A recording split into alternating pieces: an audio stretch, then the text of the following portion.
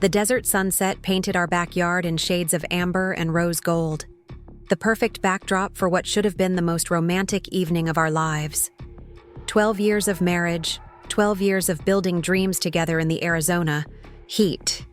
12 years that had brought us through Michael's devastating job loss, my father's heart attack, and the countless small storms that either break a couple apart or forge them into something stronger. Tonight was supposed to celebrate that strength, that resilience, that unshakable bond we'd discovered when everything else fell away. The mariachi band we'd hired played softly near the pool, their gentle melodies drifting across the 40. Guests gathered in our Ahwatukee backyard. Desert marigolds and palo verde blossoms decorated every table, their golden hues matching the string lights we'd woven through the mesquite trees. It was intimate, personal, nothing like the grand church wedding we'd had 12 years ago when we were barely 25 and thought we knew everything about love. Before we jump back in, tell us where you're tuning in from. And if this story touches you, make sure you're subscribed, because tomorrow I've saved something extra special for you. I smoothed the flowing sage green dress I'd chosen for tonight, something elegant but not trying to recreate bridal magic. At 37, I wasn't the same woman who'd walked down that church aisle in white satin in teenage dreams. Life had seasoned me, shaped me through the lean years when Michael's construction company folded.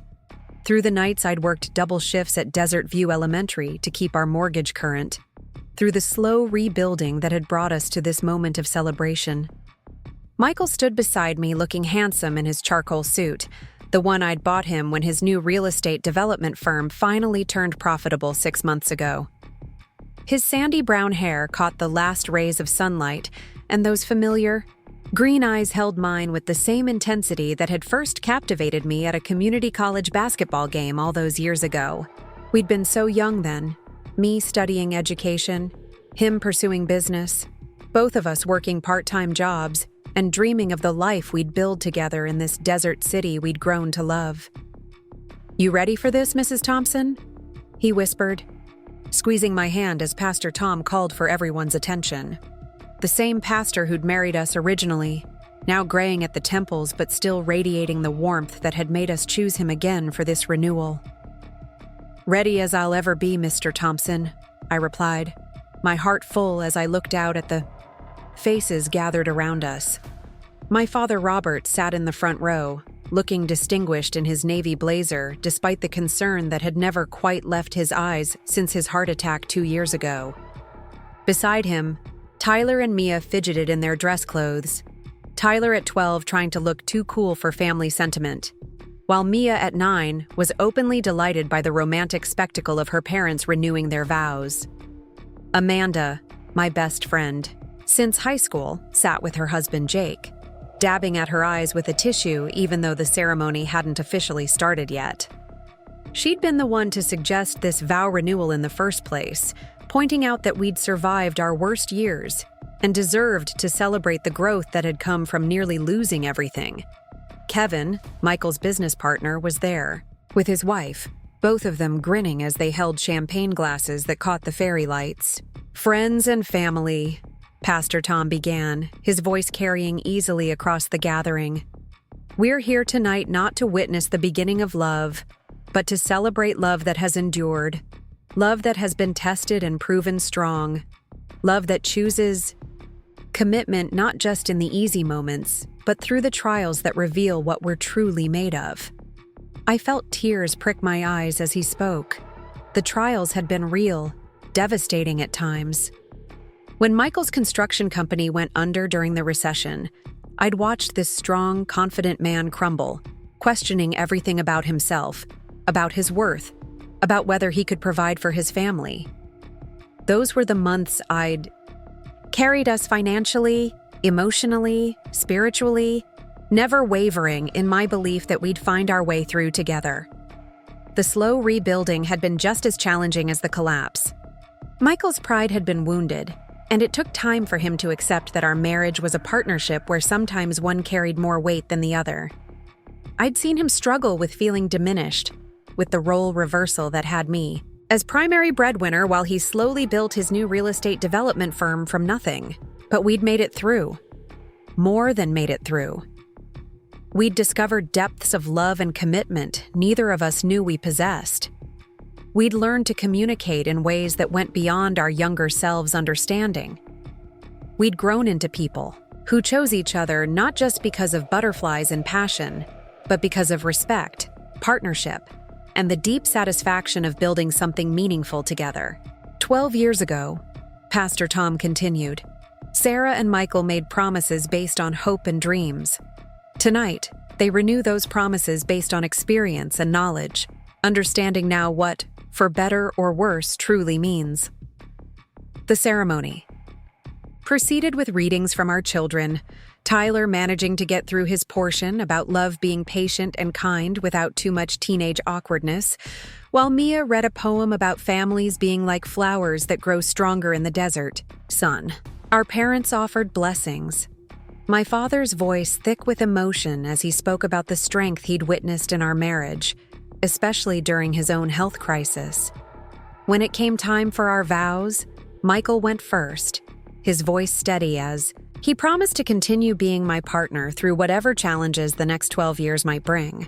Sarah, he said, holding both my hands, when I married you 12 years ago, I thought love was about providing and protecting and being the strong one. I've learned that love is about vulnerability, about letting your partner see your weakness and trusting them to help you stand. You've been my strength when I had none, my hope when I couldn't see a future, my anchor when everything else was shifting sand. The sincerity in his voice, the raw honesty about our struggles, moved me deeply. This wasn't the polished romantic speech of our original wedding, but something earned through difficulty, seasoned by real life. You've taught me that true partnership isn't about roles or expectations, but about showing up for each other completely, authentically, courageously. Tonight, I promise to keep showing up, to keep choosing us, to keep building this beautiful life we've created together. As I began my own vows, my voice trembled with emotion. Michael, 12 years ago, we made promises we couldn't fully understand. We promised to love each other through better and worse, but we'd never experienced worse. We promised for richer and poorer, but we'd never been poor. We promised in sickness and health, but we'd never faced real sickness.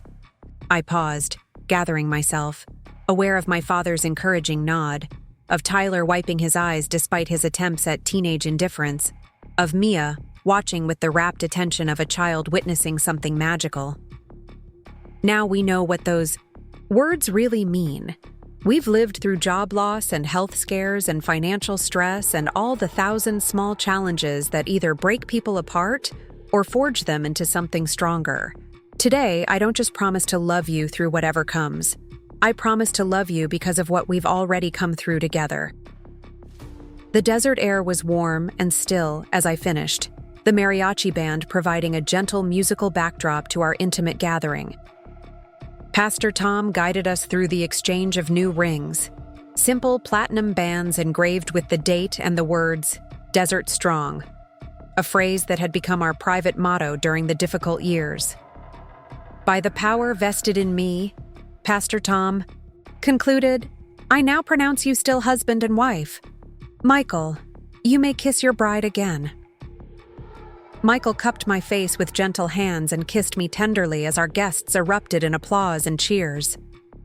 Tyler and Mia rushed forward to embrace us, turning the moment into a family celebration that felt like the perfect symbol of what our marriage had created and sustained. As we turned to face our guests, now officially renewed in our commitment, the energy shifted to celebration. The mariachi band transitioned to more festive music, and the catering staff appeared with trays of champagne and southwestern appetizers, signaling the start of the reception portion of our evening. Beautiful ceremony, sweetheart, my father said, embracing me warmly. Your mother would have been so proud.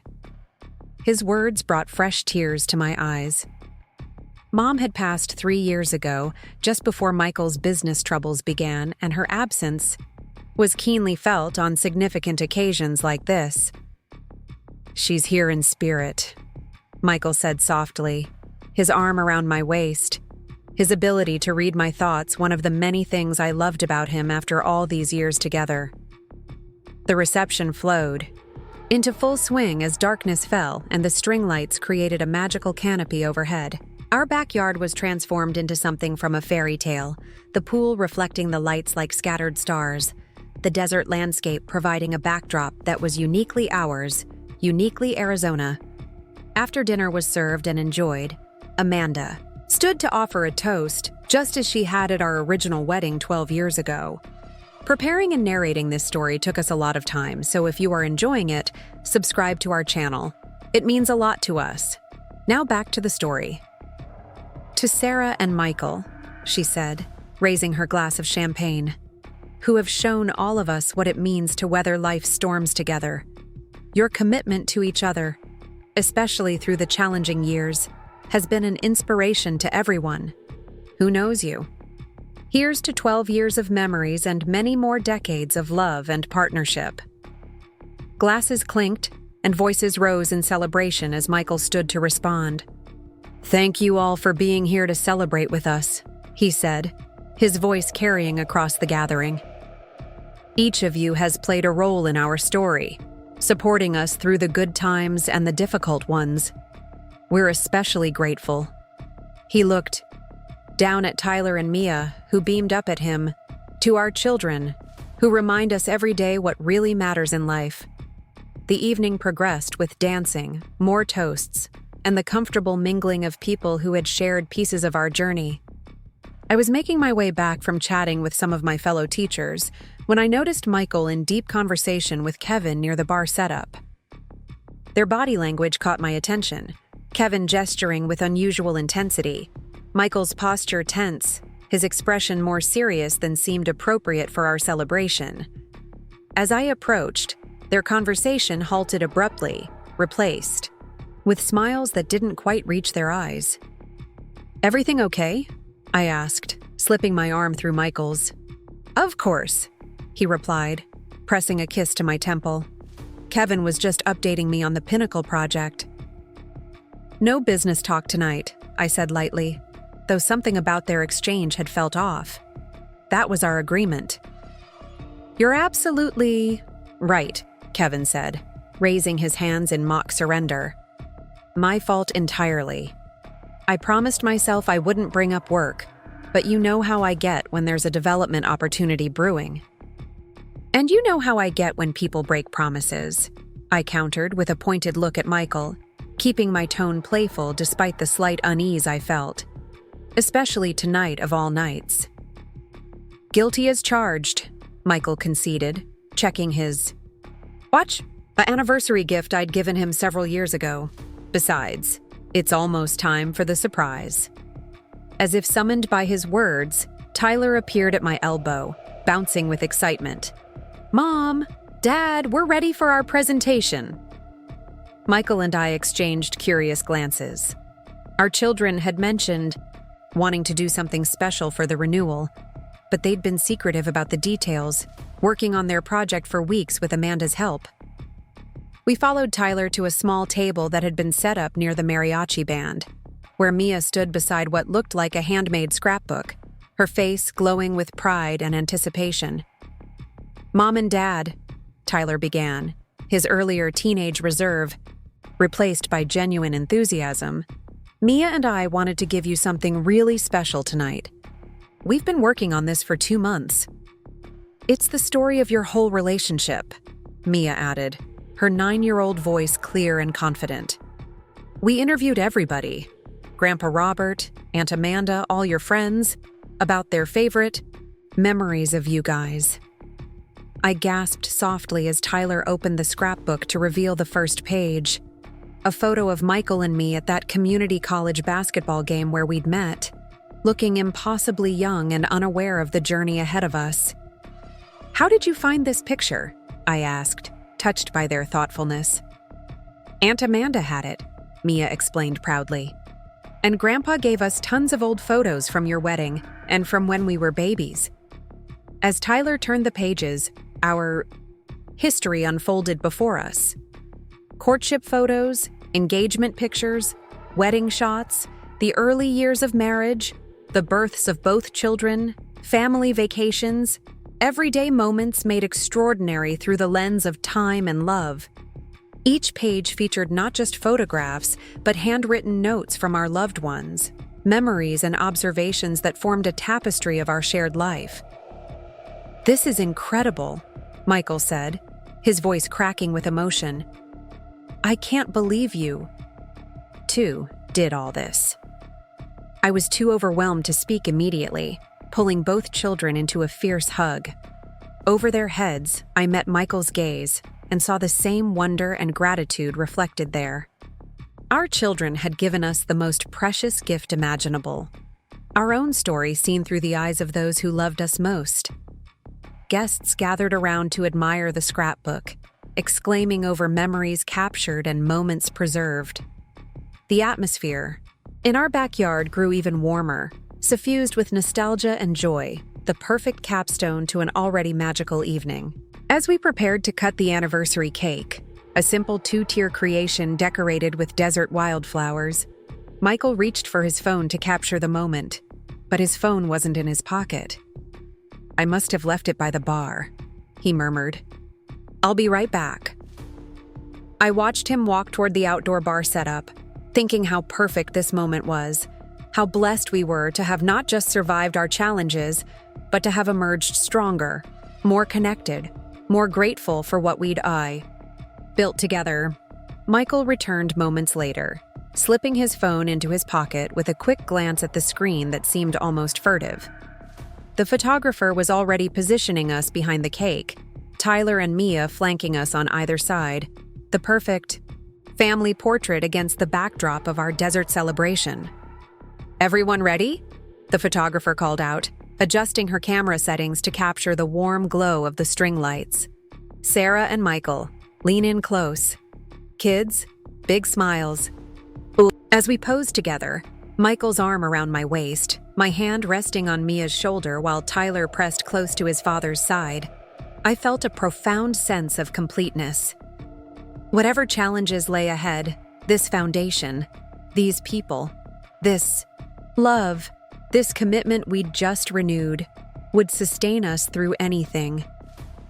The camera flashed several times, capturing what should have been one of the happiest moments of our lives. The cake was perfectly sweet, infused with subtle desert, honey that complemented the evening's southwestern theme. Guests mingled around us, sharing stories and laughter, the kind of easy intimacy that comes when people who truly care about each other gather to celebrate something meaningful. I was chatting with Mrs. Rodriguez, Tyler's fourth-grade teacher, who had become a close friend over the years, when I noticed Michael checking his phone again. The blue glow of the screen illuminated his face for just a moment, but long enough for me to catch a slight frown crossing his features before he quickly pocketed the device again. "Everything all right?" I asked, when Mrs. Rodriguez stepped away, to congratulate Pastor Tom on the beautiful ceremony. "Perfect," Michael replied, his smile returning instantly. "Just checking the time. Can't believe how late it's gotten already." The evening continued to unfold beautifully. Amanda's husband, Jake, had brought his guitar and was leading an impromptu sing-along near the pool, while some of the younger guests had started dancing on the small patio area we'd cleared for the occasion. Watching our friends and family enjoy themselves, seeing Tyler actually participating in the dancing instead of hiding behind his phone, observing Mia's delighted laughter as she twirled with her grandfather, it all felt like a perfect culmination of everything Michael and I had worked to build together. The night air carried the scent of desert jasmine and the faint smoke from our neighbor's fire pit, creating an atmosphere that was distinctly Arizona, distinctly ours. This was our community, our chosen family, the people who had stood by us through job loss and health scares and all the ordinary challenges that test a marriage's strength. As the celebration began winding down around 10 o'clock, guests started offering their final congratulations and warm embraces. My father was among the first to leave, citing his early morning medication schedule, but not before pulling me aside for a private word. "I'm proud of you, sweetheart," he said, his weathered hands gentle on my shoulders. "You and Michael have built something beautiful here. Your mother would have been so happy to see this night." His words touched me deeply, bringing fresh tears to my eyes. Dad had been our rock through so many difficult times, never once suggesting we might not make it through Michael's career setback, always believing in the strength of our partnership, even when we sometimes doubted it ourselves. Other guests followed suit, each offering their own version of congratulations and well wishes. Kevin lingered longer than most, pulling Michael aside for what appeared to be another brief but intense conversation. I caught fragments of words carried on the night breeze. Monday morning, final decision, and can't wait much longer. Business again, despite our agreement to keep work separate from this celebration. When Kevin finally left, Michael seemed slightly on edge, checking his phone one more time before rejoining me and the children. We began the process of cleaning up, though most of the heavy work would wait until tomorrow. Tonight was about savoring the afterglow of our celebration, tucking Tyler and Mia into bed with hearts full of family love, and then finally having some quiet moments alone together as husband and wife. The catering staff finished packing up their equipment and departed with our thanks and generous tips. The mariachi band had long since played their final song and packed away their instruments. Soon it was just the four of us in our backyard, the string lights still twinkling overhead like earthbound stars, the remnants of our perfect evening scattered around us in the form of flower petals and champagne glasses, and the lingering warmth of celebration. "Best night ever," Mia declared sleepily, leaning against my side as we sat on the outdoor sofa overlooking the pool. "Pretty awesome," Tyler agreed, his teenage reserve completely abandoned in the comfortable darkness of family intimacy. Michael gathered both children into a group hug, and for a moment we were all connected, all present, all grateful for this life we'd created together in the Arizona desert. It was one of those perfect family moments that you try to memorize even as it's happening, knowing how precious and fleeting such complete happiness can be. "All right, you two," I said eventually. "Time for bed. School tomorrow, and it's already past your bedtime." There were the usual protests and negotiations, but Tyler and Mia were both genuinely tired from the excitement of the evening. They hugged us goodnight with extra enthusiasm, still high on the romantic magic of their parents' vow renewal, still young enough to find deep security in the public demonstration of our love and commitment. Michael and I walked them inside, going through the familiar nighttime routines of teeth brushing and pajama changing and final drinks of water. Mia wanted to hear more about our original wedding, curious about details from before she was born, while Tyler surprised me by asking if we thought we'd have another vow renewal in 12 more years. "Definitely," Michael answered without hesitation, ruffling Tyler's hair. "Your mom and I are in this for the long haul." His certainty warmed my heart. After the challenges we'd weathered, the way we'd grown stronger through adversity, I felt that same confidence about our future together. We'd proven we could survive the worst life could throw at us. Everything from here would be growth and joy, and the deep satisfaction of a partnership that had been tested and proven strong. Finally, both children were settled in their rooms, and Michael and I stepped back outside to begin the gentle process of transitioning from celebration to solitude. The night was still warm, typical for March in Phoenix, with a slight breeze that carried the distant sounds of the city beyond our neighborhood. "Thank you," Michael said suddenly, pulling me into his arms as we stood beneath the string lights. "For tonight, for these 12 years, for never giving up on us, even when things got really difficult. Thank you for giving me something worth fighting for," I replied, rising on my tiptoes to kiss him. The kiss was soft, familiar, full of the comfortable intimacy of long marriage mixed with the renewed romantic energy of our vow renewal. We began the slow process of cleaning up, working together in the easy rhythm of partners who had learned to navigate shared tasks efficiently. Michael gathered abandoned champagne glasses while I collected the scattered flower petals that had fallen from centerpieces. We moved around each other effortlessly, occasionally brushing hands or sharing a look that carried volumes of unspoken communication. It was during this peaceful transition that Michael's phone, which he'd placed on the outdoor dining table, suddenly lit up with an incoming message.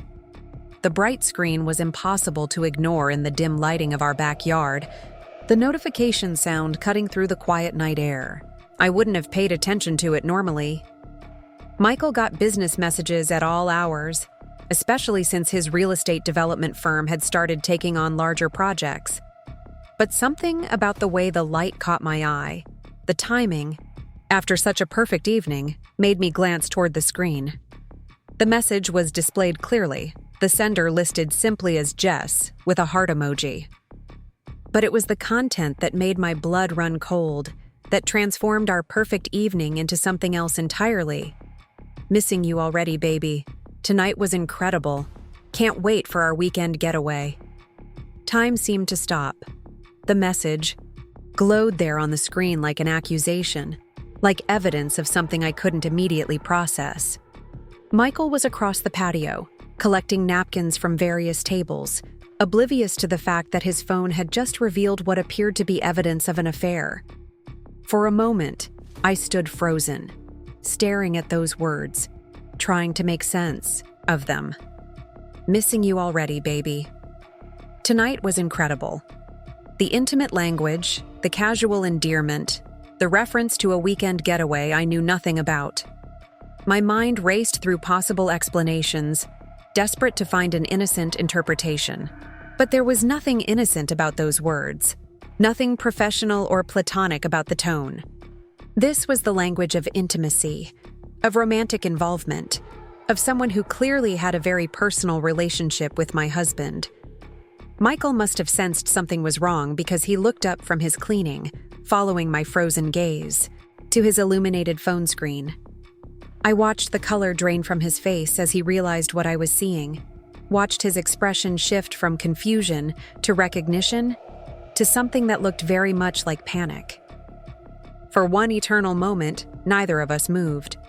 The beautiful evening we'd just shared, the vows we'd renewed, the promises we'd made to each other and to our children, all of it seemed to hang suspended in the air between us, suddenly fragile, like soap bubbles about to burst. "Sarah," Michael started, his voice strained and unfamiliar. "I can explain." But those 3 words, "I can explain," carried their own damning weight. Because if there was truly nothing wrong, nothing to hide, why would an explanation be necessary? Why would a simple business message require explanation? I found my voice, though it sounded foreign to my own ears, flat and cold in a way that contrasted sharply with the warmth that had filled it throughout our celebration. Explain what, exactly? Michael moved toward his phone, his movements too quick, too desperate. As he reached for the device, I caught a glimpse of his hand trembling slightly. Whatever this was, whatever had been happening behind the scenes of our supposedly perfect marriage, it was significant enough to shake. This man who had always been my anchor, my steady constant through every storm. "Who is Jess?" I asked, my voice gaining strength even as my world began to tilt on its axis. "And what weekend getaway is she referring to?"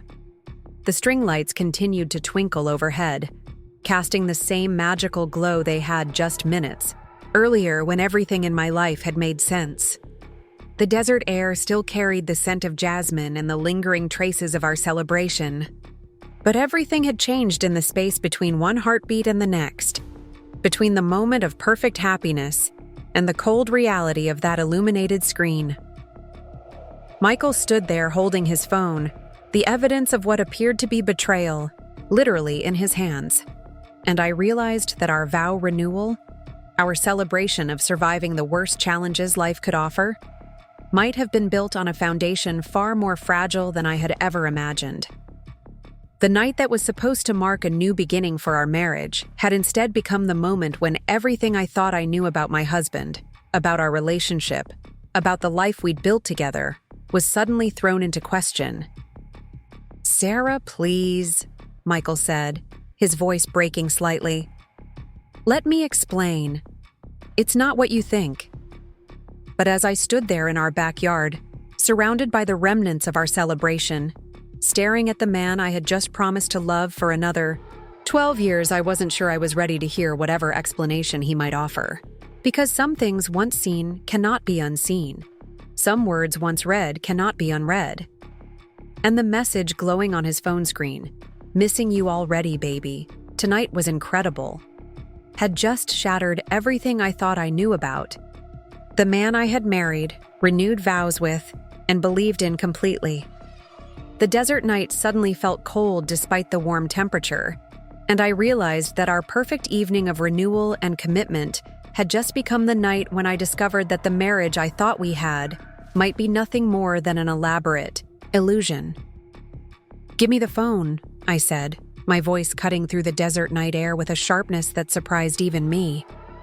Michael's grip tightened on the device, his knuckles white against the dark case. "Sarah, you need to understand the context before—" "Give me the phone." Each word dropped like a stone between us, heavy with finality. For a moment, he hesitated, and I could see the calculation in his eyes. The same look I'd witnessed countless times when he was weighing business decisions, analyzing risks and benefits. The fact that he was applying that same strategic thinking to our marriage crisis made my stomach clench with a sick realization.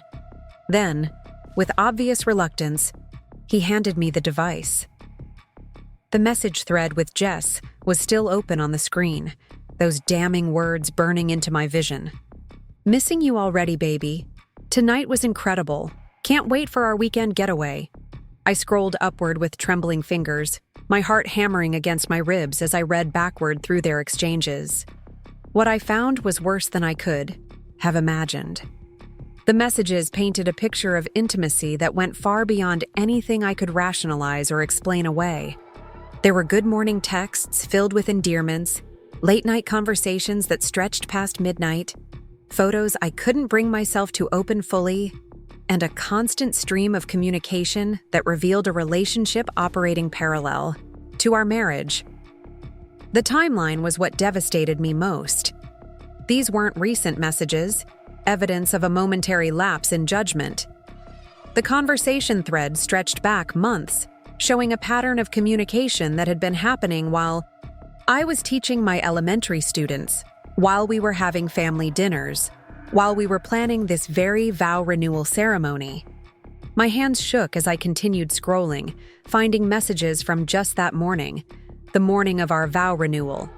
Jessica had written, "Thinking of you while you're playing happy family today. Can't wait until you don't have to pretend anymore."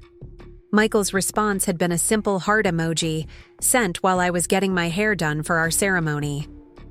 "How long has this been going on?" I asked, my voice barely above a whisper. Michael ran his hands through his hair, the gesture of frustration I'd learned to recognize over 12 years of marriage. "It's complicated, Sarah. The situation isn't what it looks like."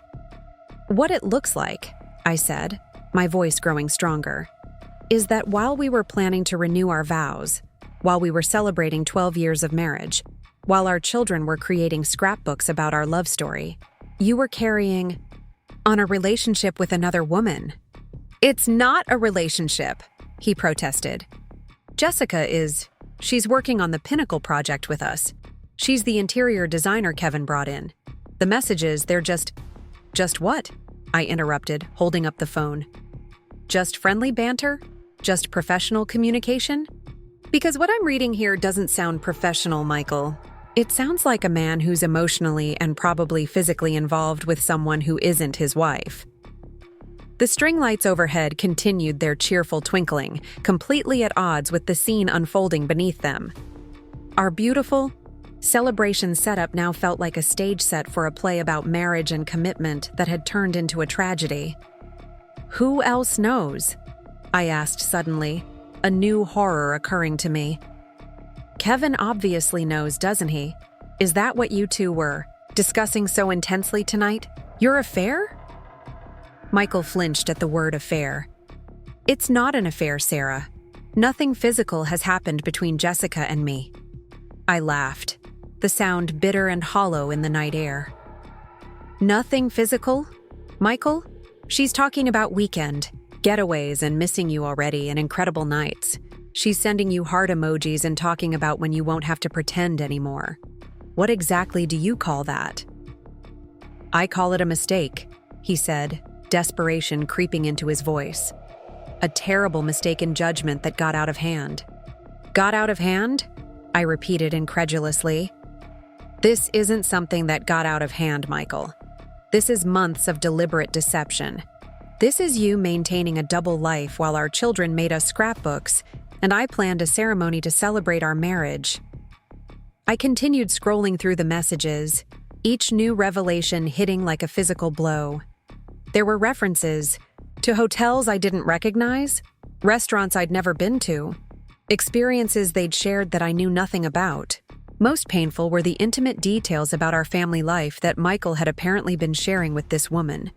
Complaints about our routine, comments about feeling trapped, discussions about his real feelings that he'd never shared with me.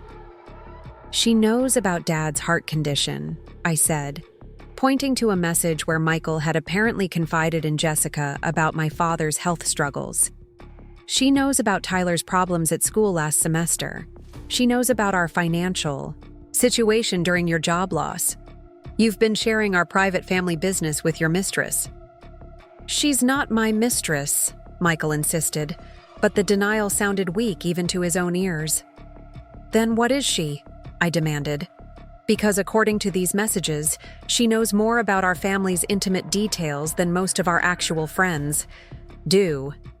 She's offering you advice about how to handle me, suggesting ways you can get more time away from home, counting down the days until some kind of decision you're apparently supposed to make. That last part was what scared me most. Several of the more recent messages referenced Michael needing to make the call and Jessica being patient, but not forever. The implication was clear. She was waiting for him to leave me, to leave our family, to choose her over the life we'd built together.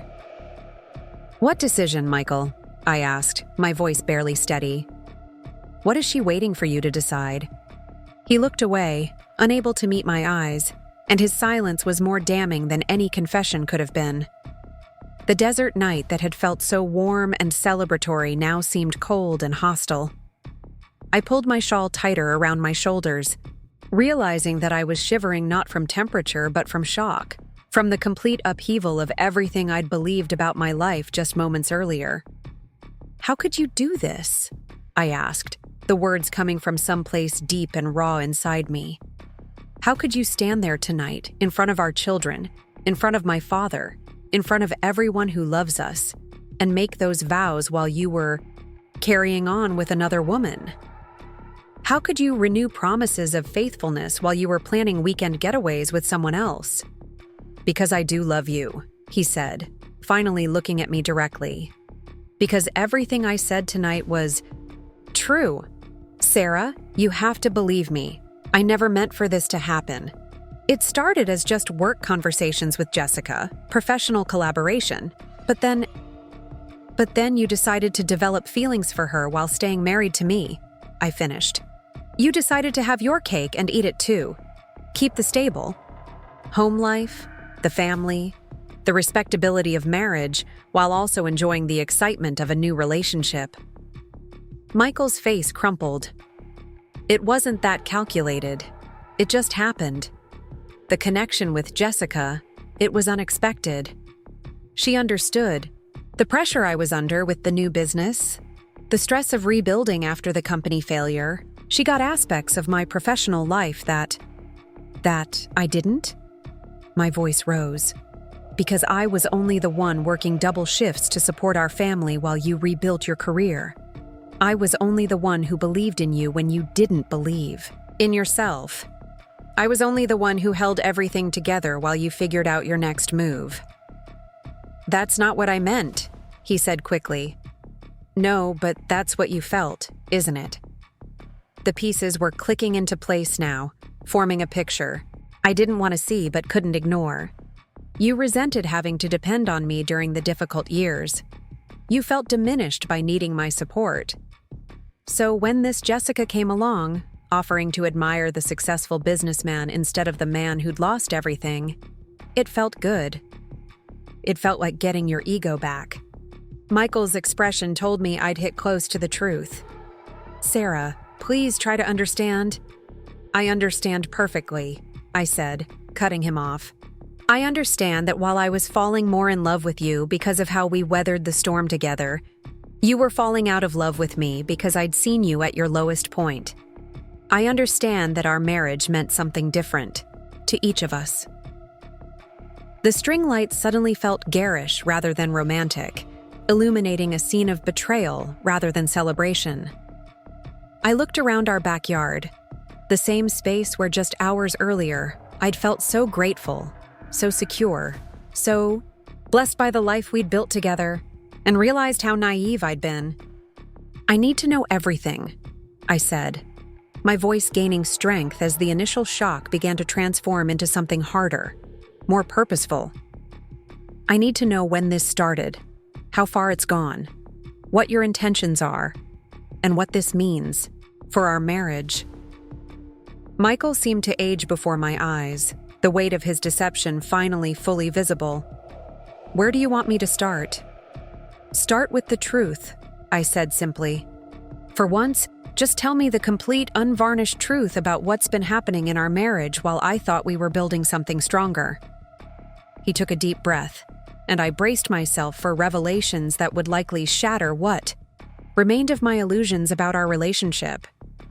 The man I'd just renewed vows with, the father of my children, the partner I'd trusted completely, was about to reveal the extent of his betrayal on what should have been one of the happiest nights of our lives. The irony wasn't lost on me. We'd gathered friends and family to celebrate surviving our worst challenges, to renew our commitment to each other, to mark how much stronger we'd become. Instead, I was discovering that our marriage had been under attack from within, undermined by the very person who was supposed to be my partner in protecting it.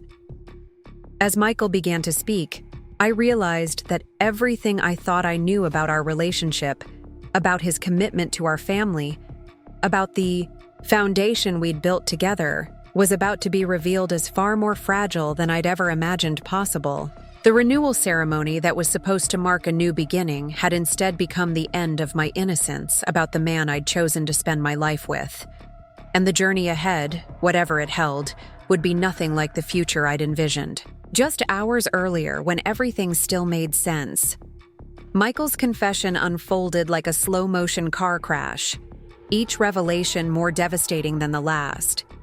He told me about meeting Jessica 6 months ago when Kevin brought her onto the Pinnacle project as their interior designer.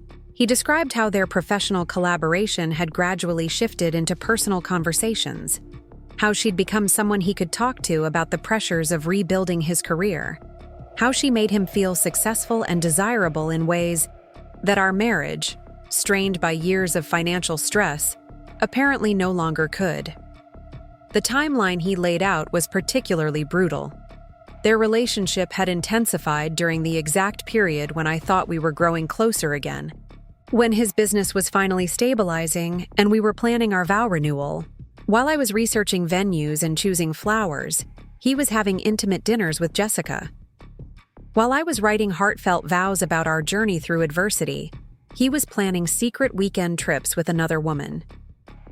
The weekend getaway, she mentioned, Michael said, his voice barely audible. It's supposed to happen next weekend. We were going to Sedona. She's been pressuring me to make a decision about our future, about whether I was going to stay married or leave me. For her, I finished, the words tasting like poison in my mouth. He nodded miserably. But I hadn't decided anything. Tonight, seeing you during the ceremony, hearing your vows, watching our children's presentation, it reminded me of what really matters. I was planning to cancel the trip, to end things with Jessica. You were planning to, I repeated flatly, but you hadn't actually done it yet. I wanted to do it in person, to explain what? That you were choosing your wife and children over your mistress? How noble of you, Michael. The sarcasm felt foreign coming from me, but then again, everything about this situation was foreign. The woman I'd been just hours earlier, secure in her marriage, confident in her husband's devotion, celebrating their renewed commitment, felt like a stranger to me now. "I know how it sounds," Michael said, desperation edging his voice. "But you have to understand, Sarah. This thing with Jessica, it was never about not loving you. It was about feeling lost, feeling like I'd failed as a husband and provider. When my business collapsed, when you had to carry us financially, it damaged something inside me. Jessica made me feel like the man I used to be before everything fell apart." "So this is my fault?" I asked, incredulous. "Because I supported our family when you couldn't? Because I loved you through your lowest moment instead of abandoning you?" "No," he said quickly. "That's not what I'm saying. I'm trying to explain the mindset that led to this terrible mistake." "Mistake," I repeated, looking down at his phone, which was still clutched in my hands. Months of secret communication, intimate dinners, planned romantic getaways, sharing our private family business with another woman. That's not a mistake, Michael. That's a deliberate choice, a series of deliberate choices. I scrolled through more of their messages, each one feeling like a knife twist. There were photos he'd sent her of business success, contracts signed, buildings purchased, victories he'd shared with Jessica before even mentioning them to me. There were complaints about our family routine, about feeling trapped by domestic responsibilities, about wishing he could start over with someone who didn't know him as the man who'd failed. "She doesn't know you at all," I said suddenly, looking up at him. "This woman you've been confiding in, sharing intimate details with, planning a future with, she only knows the successful version of you. She's never seen you cry over job rejection, letters. She's never held your hand through your father's funeral. She's never watched you struggle to assemble Tyler's bike on Christmas morning, or stayed up all night when Mia had the flu." Michael's expression shifted, something flickering in his eyes that might have been recognition. "She doesn't know that you talk in your sleep when you're stressed, or that you still check on the children every night before bed, or that you tear up during sappy commercials. She doesn't know that you kept every Father's Day card the kids ever made you, or that you have a scar on your thumb from the time you cut yourself making me breakfast in bed for our anniversary." I was crying now, tears of anger and grief streaming down my face. "She knows the version of you that you've presented to her, successful, confident, unburdened by real life. But I know all of you, Michael. The good, the bad, the broken, the beautiful. I fell in love with all of you, and I stayed in love through everything we faced together. Sarah, please." "And apparently that wasn't enough," I continued, my voice breaking. "Apparently being loved completely, authentically, unconditionally wasn't what you wanted. You wanted someone who would admire you without knowing the cost of that admiration, someone who would desire you without having weathered any storms together." Michael stepped toward me, his hands outstretched. "That's not true. What we have, what we've built together, it means everything to me." "Does it?" I challenged. "Because your messages to Jessica suggest otherwise. You've been complaining to her about our life, about feeling trapped, about wanting something different. You've been sharing dreams and plans with her that you never shared with me."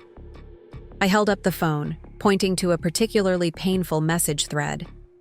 "Here, from last week, you're telling her about wanting to travel more, to be spontaneous, to live without the responsibilities of family life. And she's encouraging those feelings, telling you that you deserve happiness, that you shouldn't feel guilty about wanting more." Michael looked at the messages I was referencing, shame washing over his features. "Those were just fantasies, Sarah. Everyone has moments when they wonder about different paths. Everyone doesn't act on those fantasies by developing relationships with other people," I shot back. Everyone doesn't plan secret trips and exchange intimate messages and share their marriage problems with potential replacements. The desert air felt thick and oppressive now. The celebration space around us transformed into a crime scene of sorts. Evidence of our destroyed evening scattered in flower petals and champagne glasses. I thought about our children sleeping, peacefully inside, trusting that their parents' renewed commitment meant security and stability. I thought about my father, who had spoken so proudly about our marriage's strength. I thought about all our guests who had celebrated with us, believing they were witnessing something beautiful and lasting. "I need to know," I said, forcing myself to ask the question I dreaded most. "Have you been physically intimate with her?" Michael's hesitation lasted a fraction of a second too long. "Sarah, have you?" I pressed, my voice deadly quiet. Not completely," he admitted, the words seeming to physically pain him. "There was one night after a client dinner, we went back to her place and things got close. But we didn't cross that final line. I felt the world tilt beneath my feet. What does close mean exactly?" "We kissed," he said, barely audible. "And more than that, but we stopped before it went all the way." The betrayal hit me like a physical blow. "When?" "3 weeks ago," he whispered. 3 weeks ago. I calculated quickly. That would have been right around the time we'd finalized the details for tonight's ceremony, when I was addressing invitations and confirming catering arrangements, when I was writing vows about our unbreakable bond. 3 weeks ago, while I was planning our vow renewal, you were making out with another woman in her apartment, I said, the words feeling surreal even as I spoke them. Michael hung his head. "I know how that sounds." "It sounds like adultery," I said bluntly. "It sounds like you cheating on your wife and then coming home to help plan a ceremony about renewing our commitment to each other." I felt terrible about it, he said desperately. "That's part of why I agreed to the vow renewal in the first place. I thought it would help me refocus on our marriage, remind me of what really matters." I stared at him in disbelief. "You thought renewing our vows would cure you of your affair? You thought making public promises of faithfulness would somehow erase the fact that you'd been unfaithful?" "I hoped it would give me the strength to end things with Jessica," he admitted. "Tonight, during the ceremony, I realized how much I love you, how much our family means to me. I was going to tell Jessica tomorrow that it was over." "Were you?"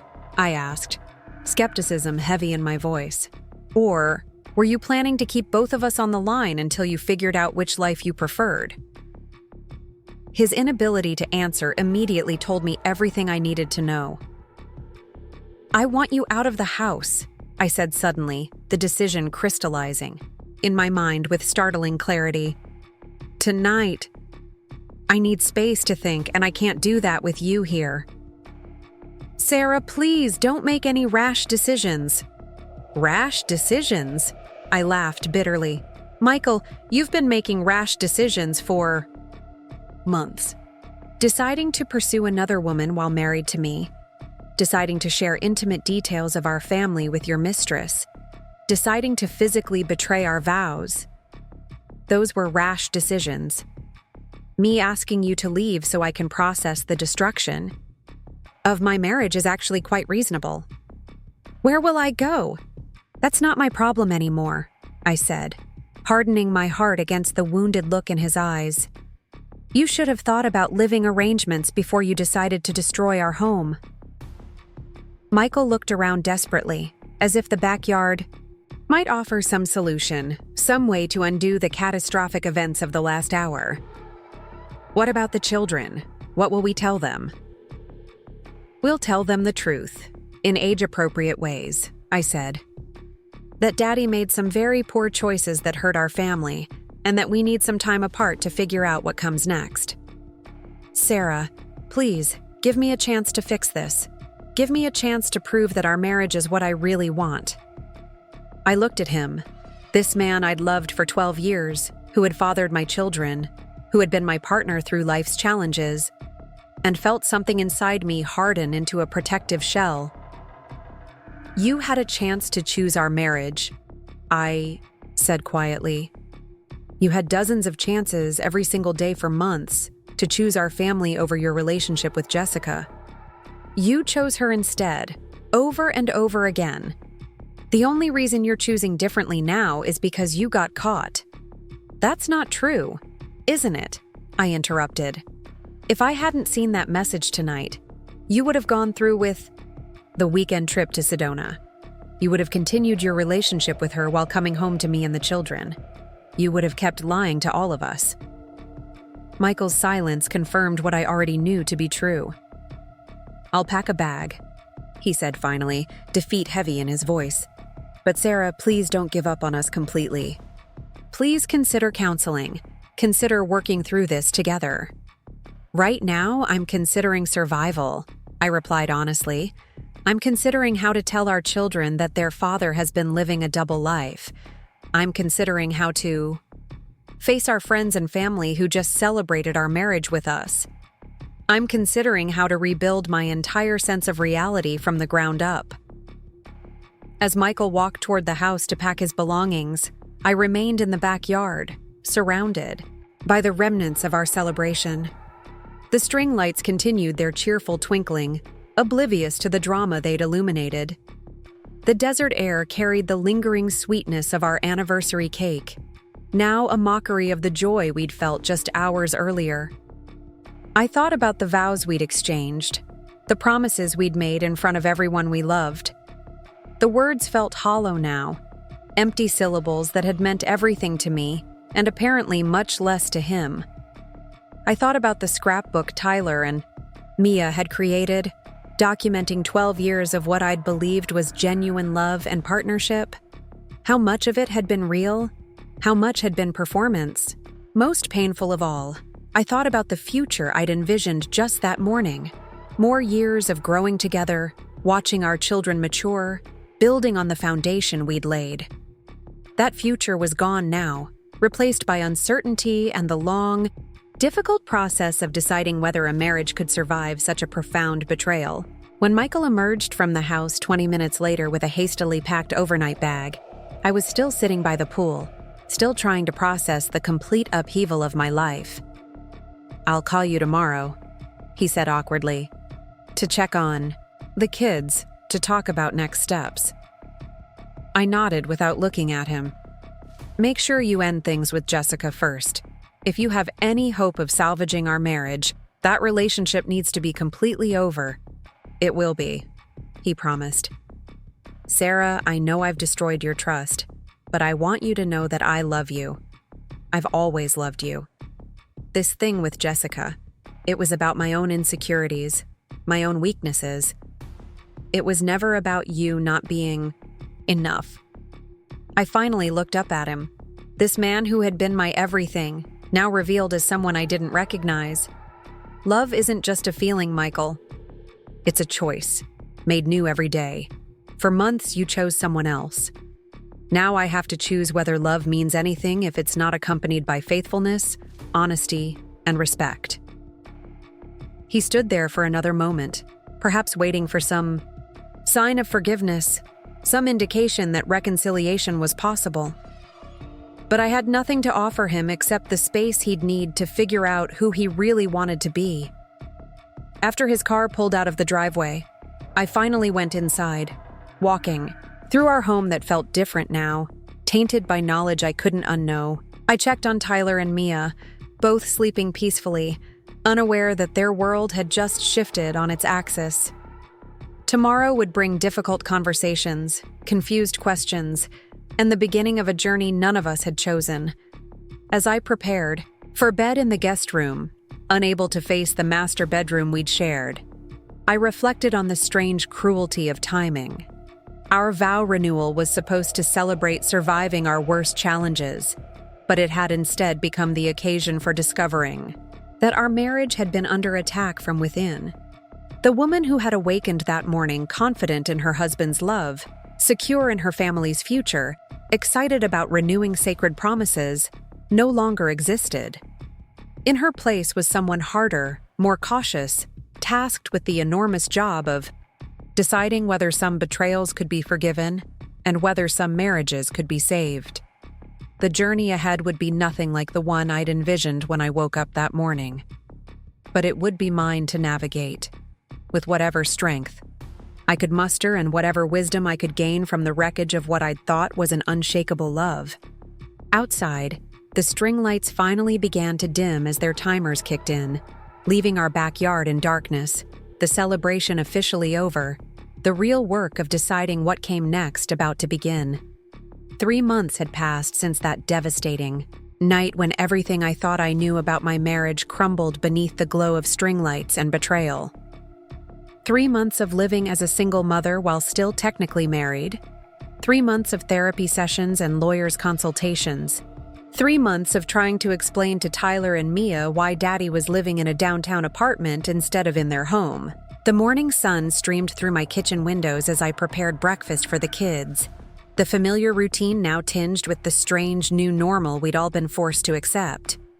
Tyler, now in 8th grade, had grown quieter since Michael moved out, his 12-year-old mind struggling to process the concept that sometimes adults who love each other still can't stay together. Mia, ever resilient at 9, had adapted with the remarkable flexibility of childhood, though she still asked almost daily when Daddy was coming home. "Mom, can I skip violin practice today?" Tyler asked, pushing scrambled eggs around his plate, without much enthusiasm. "Jake's having a pool party and his mom said I could come." "Nice try, buddy.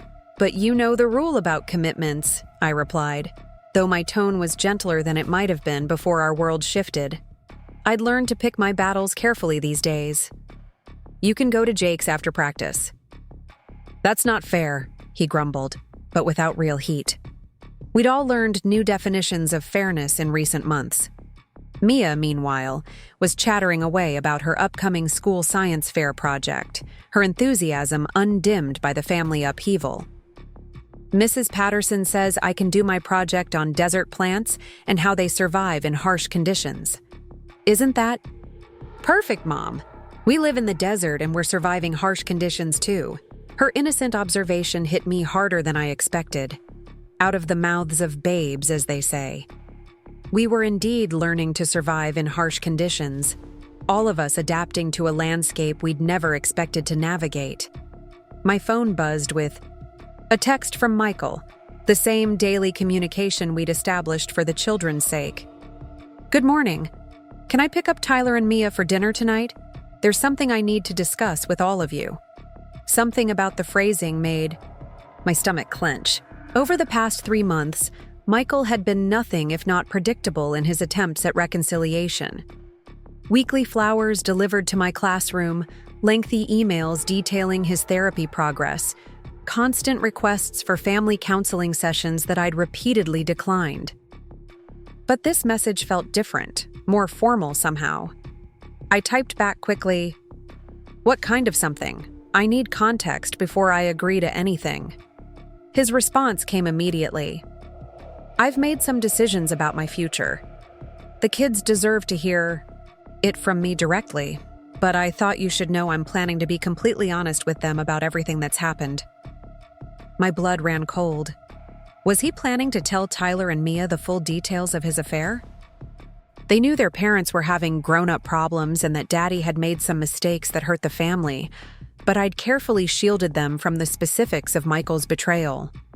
The thought of him traumatizing them with information they weren't mature enough to process made me furious. "Absolutely not," I called him immediately, stepping into the pantry for privacy while the kids finished breakfast. "You do not get to drop adult relationship bombs on our children just to ease your own conscience." "Sarah, please hear me out." Michael's voice sounded different over the phone, strained in a way I hadn't heard even during our worst arguments. "I'm not planning to give them inappropriate details, but they're smart kids, especially Tyler. They know something major happened between us, and they deserve honesty appropriate to their ages." "What decisions are you talking about?" I pressed, my teacher instincts kicking in. I'd learned to read subtext in children's behavior, and Michael was definitely hiding something significant. A long pause. Jessica is pregnant. The words hit me like a physical blow, even though some part of me had been expecting this shoe to drop eventually. Of course she was pregnant. Of course Michael's attempt at ending their relationship had failed spectacularly. Of course the fantasy future they'd been planning together was becoming reality. "How far along?" I asked, my voice surprisingly steady. 12 weeks, he admitted. "She just told me yesterday." "Sarah, I know this complicates everything, but..." "Complicates?" I laughed bitterly. "Michael, this doesn't complicate things. This ends them. Completely." "That's not necessarily true," he said quickly. "We can still work on our marriage. The baby doesn't have to change." "Stop," I interrupted. "Just stop talking right now before you say something even more incredibly stupid than you already have." I leaned against the pantry wall, trying to process this latest betrayal. Not only had Michael continued his relationship with Jessica after our separation, but he'd obviously been physically intimate with her recently enough to create a pregnancy. While I'd been in therapy trying to decide whether our marriage could be salvaged, he'd been making babies with his mistress. "I suppose you'll be doing the honorable thing and divorcing me to marry her?" I asked, surprised by how little emotion I felt. Maybe I'd used up all my capacity for heartbreak 3 months ago. "I don't love her the way I love you," Michael said desperately. "This pregnancy, it was an accident. We were both upset after you refused to consider counseling, and one thing led to another." "Oh, so this is my fault now?" The numbness was giving way to anger, clean and clarifying. "Because I wouldn't immediately forgive your months of deception and emotional adultery, you accidentally got your mistress pregnant?" "That's not what I'm saying," he backpedaled. "I'm trying to explain that my feelings for Jessica aren't the same as what we have together. The pregnancy is a responsibility I'll have to accept, but it doesn't mean I want to end our marriage." I almost admired his audacity. Almost. "Let me understand this correctly. You want to stay married to me while raising a child with the woman you've been cheating with for nearly a year?" "People work through these kinds of situations," he said weakly. "Families can be complicated." "Not my family," I said firmly. "Not my children's lives." "You've made your choice, Michael, whether you want to admit it or not. You're going to be a father to Jessica's baby, which means you're going to be connected to her for the rest of your life. I won't subject Tyler and Mia to that kind of chaos. Sarah, please, can't we at least discuss this in person? The kids don't have to know about the pregnancy right away. We can figure out how to handle..." "There's nothing to figure out," I said, my voice gaining strength as clarity settled over me like desert sunrise after a long night. "You're going to pick up Tyler and Mia at 6 o'clock for dinner. You're going to tell them, in age-appropriate language, that you're going to have a baby with someone else and that you and I are getting divorced. Then you're going to bring them home, and we're going to begin the process of creating 2 separate, stable homes for our children." "I don't want a divorce," Michael said, desperation creeping into his voice. "Sarah, I know I've made terrible mistakes, but I love you. I want to find a way to make this work." "You should have thought about that before you got another woman pregnant," I replied matter-of-factly. "You've made your bed, Michael. Multiple beds, apparently. Now you get to lie in them." After ending the call, I remained in the pantry for several minutes, absorbing this latest blow to my already fragmented life. A baby. Michael was going to have a baby with Jessica, the woman who had helped destroy our marriage. Tyler and Mia were going to have a half-sibling they'd never asked for, created from their father's betrayal. But as I stood there among the cereal boxes and canned goods, I realized something surprising. I felt relief.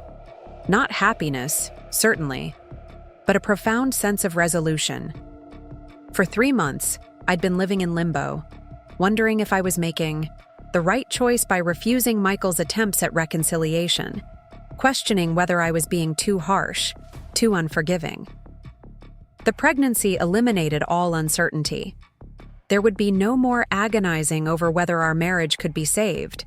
No more pressure from well-meaning friends and family to work things out for the children's sake. Michael had made his choice decisively, even if he wasn't willing to admit it yet. When I returned to the kitchen, Tyler and Mia were loading their dishes into the dishwasher, another small routine we'd established in our new normal. They looked at me expectantly, having obviously overheard at least part of my phone conversation. "Is Dad okay?" Mia asked, her wide brown eyes reflecting genuine concern. Despite everything, she still loved her father deeply, as children do, with a purity that adults often lose.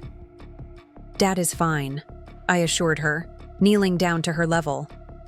"But we're going to have an important family conversation when he picks you up for dinner tonight. Some things are going to change, and we want to make sure you both understand what's happening." Tyler, more perceptive than his 9-year-old sister, frowned. "Are you and Dad getting divorced?" I'd dreaded this moment for months, but now that it was here, I found myself able to meet his gaze directly.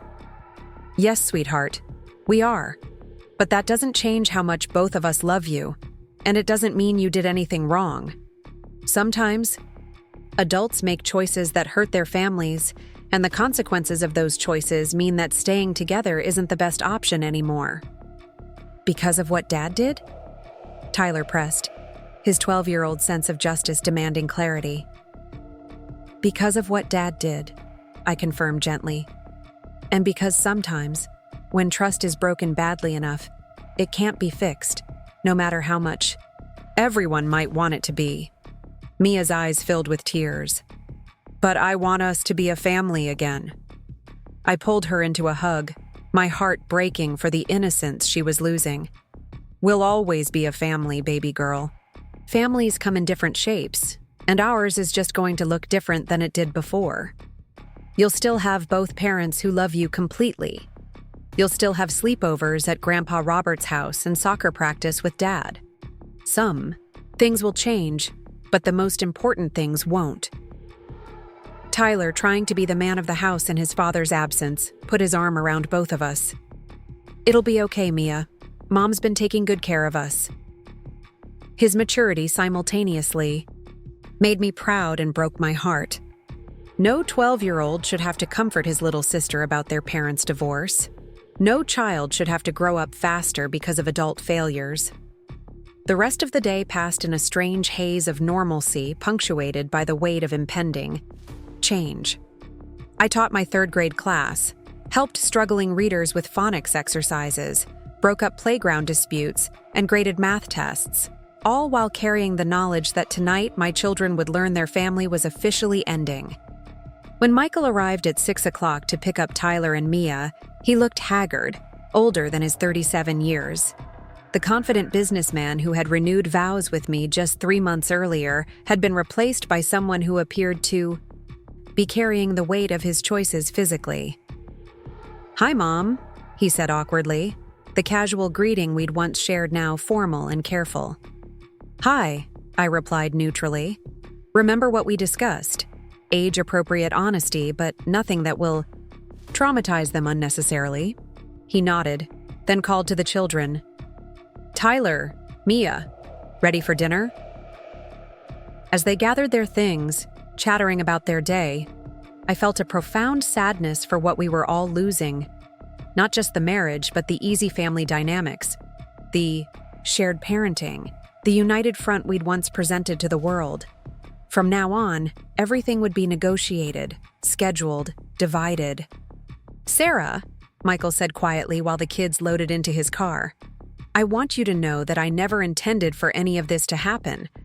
The pregnancy, the divorce, any of it." "I know," I replied, and I did. Michael was many things: unfaithful, deceptive, selfish, but he wasn't malicious. He was simply a man who had made increasingly poor choices without considering their consequences. But intentions don't matter now. Actions do. Consequences do. "I hope someday you can forgive me," he said, his voice barely audible. I hope. Someday I can too, I answered honestly. But forgiveness doesn't mean reconciliation, Michael.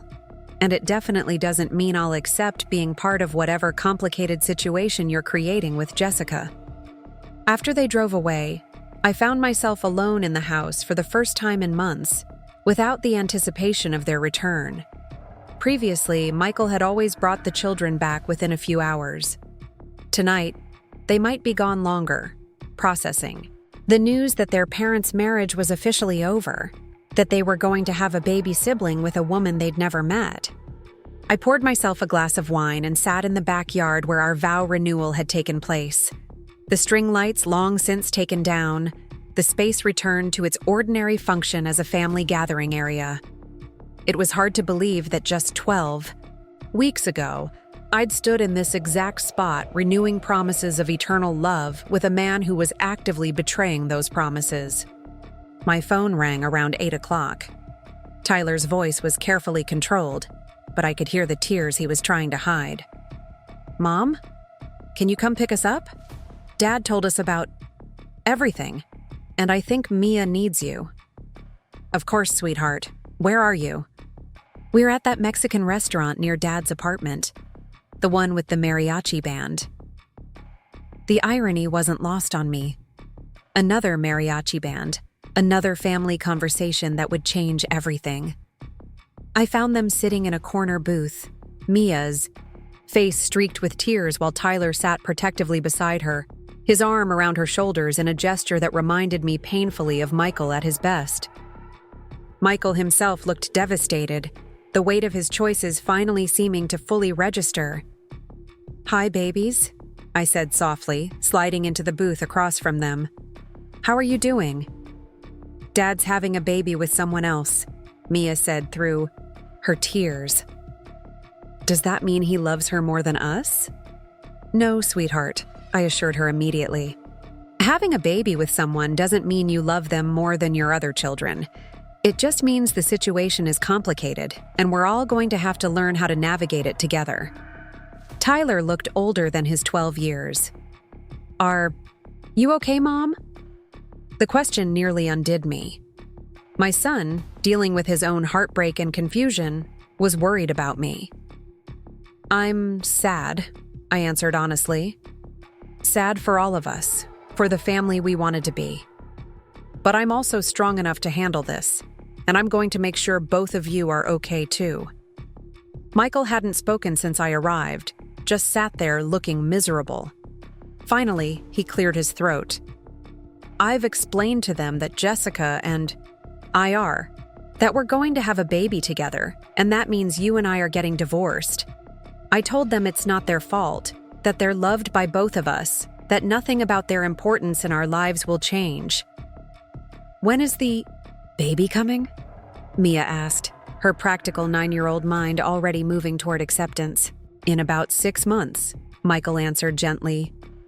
"Will we have to take care of it?" Tyler asked, worry creeping into his voice. "That's something we'll figure out together," I interjected before Michael could answer. "Right now, the most important thing is that you both understand that this situation is completely about adult choices and adult consequences. Nothing that's happening is your responsibility to fix or manage." We sat there for another hour, answering their questions as honestly as we could, reassuring them of our love, beginning the long process of helping them understand that families can survive even when they're broken apart. It wasn't the conversation any of us had wanted to have, but it was necessary, and we got through it together. As I drove Tyler and Mia home that night, Mia fell asleep in the back seat, exhausted by the emotional weight of the evening. Tyler stared out the passenger window at the desert landscape, processing everything he'd learned. "Mom?" he said quietly as we pulled into our driveway. "Yeah, buddy. I'm proud of you for being strong and taking care of us." His words broke my heart and healed it simultaneously. My 12-year-old son was proud of me for surviving his father's betrayal with grace. I'd somehow managed to model resilience for my children, even while my own world was falling apart. "I'm proud of you too," I told him. Both of you, for handling all of this with such maturity and love.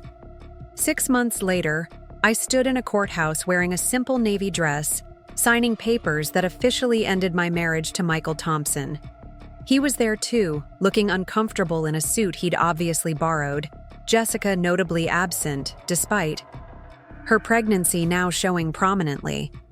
Our lawyers handled most of the interaction, but as we prepared to leave the courthouse as officially divorced individuals, Michael approached me one final time. "Sarah, I want you to know that losing you is the biggest regret of my life," he said quietly. "I know I have no right to ask, but I hope someday—" "Michael," I interrupted gently, "we're going to be connected for the rest of our lives because of Tyler and Mia. We need to find a way to co-parent respectfully and effectively. But we're never going to be anything more than that. I hope you understand." He nodded, defeat and acceptance finally replacing the desperate hope he'd carried for months. "I understand. And for what it's worth, I think you're going to be happier without me." "I already am," I replied, and realized it was true. Walking out of that courthouse as a divorced woman felt strange, but not devastating. I was 37, years old, single for the first time in over a decade, responsible for raising 2 children largely on my own.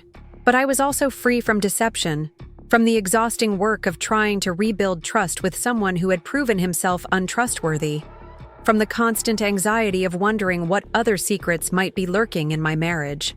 Tyler and Mia had adapted to our new reality with the remarkable resilience of children. They spent alternate weekends with Michael, who was trying to balance his role as their father with his new responsibilities to Jessica and their baby daughter, born healthy and beautiful despite the circumstances of her conception. I'd returned to school for my master's degree in educational administration, channeling my need for control and forward momentum into career advancement. The little house in Ahwatukee that had once felt too small for our family of 4 now felt perfectly sized for our family of 3, filled with laughter and homework battles and the ordinary chaos of single parenthood. Amanda, my best friend who had encouraged the vow renewal that had inadvertently revealed Michael's betrayal, often marveled at my transformation. "You're like a completely different person," she told me one evening as we shared wine on my back patio, the space now reclaimed from its association with that devastating night.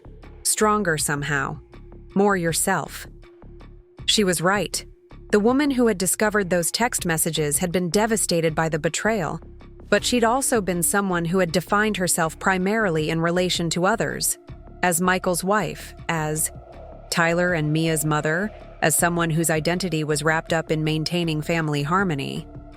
The woman who emerged from the wreckage was more complete, more independently strong.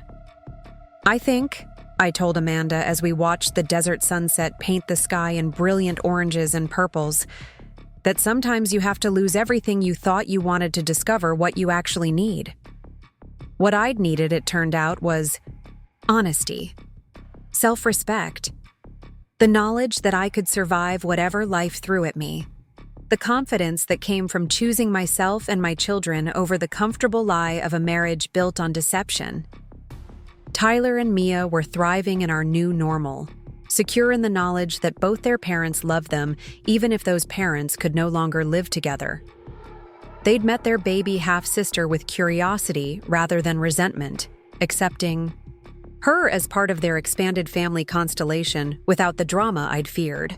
As for Michael, he seemed to be finding his way as well. The crisis of losing his family had forced him into therapy and self-reflection in ways that prosperity and success never had. He was a better father to Tyler and Mia now than he'd been when we were married, more present and intentional, perhaps recognizing how much he had to lose. Jessica and I maintained careful politeness for the sake of the children, but we would never be friends. She represented choices that had devastated my family, and while I didn't hate her, she hadn't been the one who made wedding vows to me. I also had no interest in pretending we were all one big, happy, blended family. 2 years after that night, When everything changed, I found myself genuinely happy in ways I hadn't been even during the best times of my marriage. There was peace in living authentically, in not having to wonder what secrets were being kept, in knowing that the life I was building was based on truth rather than comfortable illusions. I never remarried, though I dated occasionally. The experience of being so thoroughly deceived by someone I'd trusted completely made me cautious about opening my heart again. But I also learned that I didn't need romantic partnership to feel complete. I had my children, my career, my friends, my father who remained one of my strongest supporters, and most importantly, I had myself.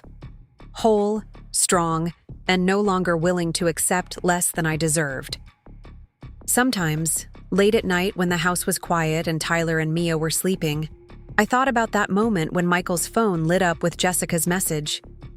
It had seemed like the end of the world then, the destruction of everything I'd worked to build. Now I understood it differently. It had been a revelation, a necessary disruption that had forced me to examine whether the life I was living was built on solid ground or shifting sand. The pain had been real, the betrayal devastating, but it had also been liberating in ways I couldn't have imagined at the time. The string lights were long gone, but the lessons remained. Love without honesty was just elaborate performance. Commitment meant nothing without consistency. And sometimes, the greatest act of love, for yourself, for your children, for the future you wanted to create, was walking away from what looked perfect but felt hollow. I was grateful for that illuminated screen, for those devastating words that had shattered my comfortable illusions. They had set me free to build something real, something lasting, something that was truly mine. 5 years had passed since that life-altering night when Michael's phone screen illuminated the truth about our marriage. 5 years that had transformed me from a devastated wife clinging to the wreckage of broken vows into someone I barely recognized. Stronger, more complete, genuinely content in ways I'd never experienced even during what I'd once considered the happiest moments of my marriage. The morning sun streamed through the windows of my new home, a charming Adobe-style house in North Scottsdale that I'd purchased 18 months ago after my promotion to principal of Desert View Elementary. It was smaller than the Ahwatukee house Michael and I had shared, but it was entirely mine, chosen by me, decorated according to my tastes without compromise or consultation. Every corner reflected my personality, my values, my vision of what home should feel like. Tyler, now 17 and preparing for his senior year of high school, was in the kitchen making breakfast with the easy confidence of a young man who'd learned early to be self-sufficient. At 6'2", he towered over me now, his father's green eyes set in a face that was becoming more handsome with each passing month. The shy 12-year-old who'd struggled to understand his parents' divorce had evolved into someone remarkably mature, grounded in ways that often surprised adults who interacted with him. "Mom, don't forget I'm staying at Dad's tonight," he said, sliding scrambled eggs onto a plate. "Sophia has a dance recital, and he wants me to go support her." Sophia, Michael and Jessica's daughter, was now 4 years old, a bright, energetic, little girl who had never known a world where her existence was controversial or complicated. To her, Tyler and Mia were simply her big brother and sister, beloved fixtures in her life who showed up for birthdays and Christmas mornings and school performances with gifts and genuine affection. It had taken time, but we'd all learned to navigate the complex dynamics of our blended family situation. Michael had married Jessica when Sophia was 18 months old, more out of obligation than passion, and their relationship remained what I privately characterized as functional, but not particularly joyful. They shared parenting duties efficiently, attended school events together, maintained a household that worked for their daughter's needs, but there was none of the deep partnership and intimacy that makes a marriage feel like more than just cohabitation. "That's nice of you," I told Tyler, meaning it. He'd chosen on his own to develop a relationship with his half-sister, recognizing that she was an innocent party in the adult drama that had preceded her birth. What time do you need to leave? Around 5. The recital starts at 7, but you know how Dad gets about being early to everything. I did know. Michael's compulsive punctuality was one of the habits that had driven me crazy during our marriage, and apparently hadn't changed in the years since our divorce.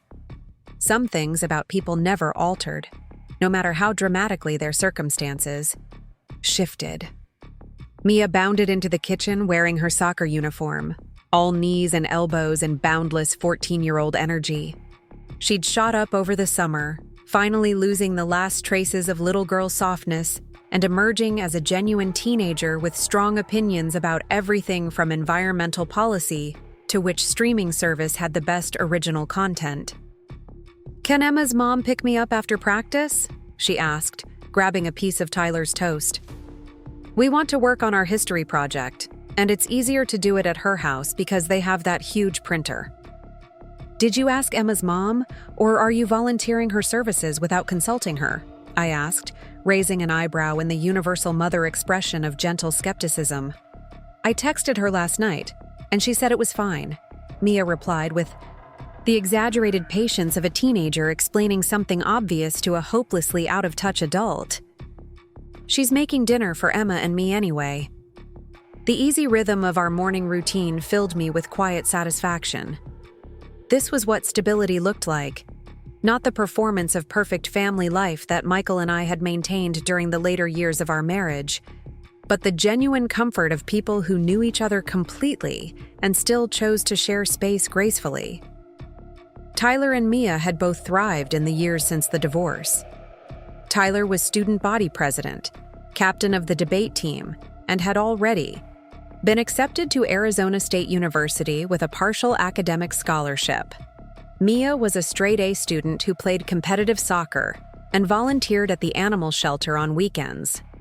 They were confident, compassionate young people who'd learned early that life could be complicated, but that complications didn't have to define you.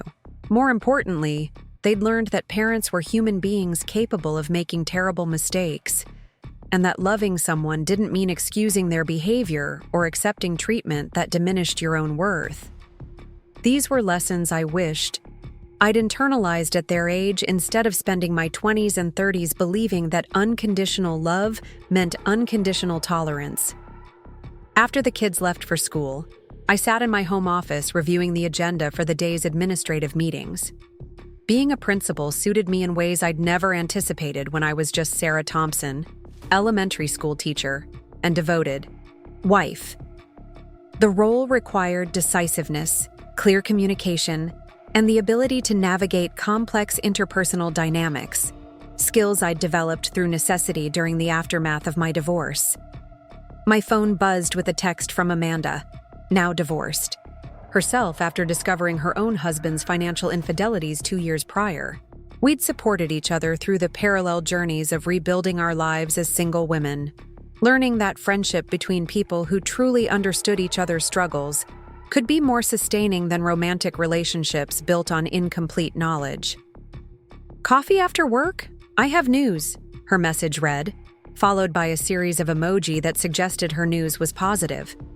I typed back quickly, "Absolutely. The usual place at 4? Amanda's news, as it turned out, was that she'd been offered a promotion to regional sales manager for her pharmaceutical company, a position that would mean relocating to Denver, but also represented a significant career advancement and salary increase. We sat in our favorite coffee shop in Old Town Scottsdale, the one with mismatched furniture and local art on the walls, discussing the logistics of her potential move while I processed what her absence would mean for my own support system. "I'm scared," she admitted, stirring her latte absently. "It's such a huge change, and I've finally gotten comfortable with my life here. But I also know that comfort can be a trap if you let it keep you from growing." Her words resonated more deeply than she probably realized. 5 years ago, comfort had been my primary goal. Maintaining peace in my marriage, avoiding difficult conversations, preserving the illusion of stability even when that stability was built on Michael's deception. I'd learned since then that genuine security came not from avoiding change, but from developing the confidence to handle whatever changes life presented. "You'll figure it out," I told her. "And Denver isn't on another planet. We'll stay in touch, and you'll build new friendships there while keeping the important connections you've made here." Says the woman who's turned down 3 different men who've asked her out in the past 6 months, Amanda teased, though not unkindly. She wasn't wrong. I'd received attention from men over the years since my divorce. Parents at school events, colleagues at educational conferences, neighbors who'd noticed that I was single and apparently available. But I'd discovered that being alone was entirely different from being lonely, and I wasn't interested in romantic relationships that felt like settling or that required me to modify my personality to accommodate someone else's needs. "I'm not opposed to dating," I clarified. "I'm just opposed to dating people who don't add genuine value to my life. I'd rather be single and content than coupled and compromising my hard-won peace." This was perhaps the most significant change in my perspective since the divorce. The woman who'd married Michael at 25 had believed that being part of a couple was inherently superior to being single. That romantic partnership was necessary for complete fulfillment.